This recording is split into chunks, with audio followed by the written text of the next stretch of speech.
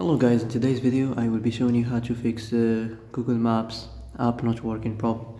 So the answer is easy, just go to the settings and then scroll down to the apps section and then go to the search and search Google Maps and then go to the storage, and here you will find this clear cache option. Click on it. Now you can go check it if it worked, and if it didn't, you can try to restart your phone or turn the Wi-Fi off and on, or the Bluetooth or the airplane mode. Also, you can try to clear data, but be careful. If you clear data, all these applications data will be deleted. This includes all files, the settings, the accounts, the databases, etc. So be careful if you want to clear your data.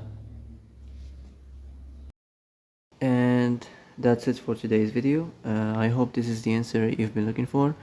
If you like this video, don't forget to like and subscribe, and see you in the next video. Thanks for watching.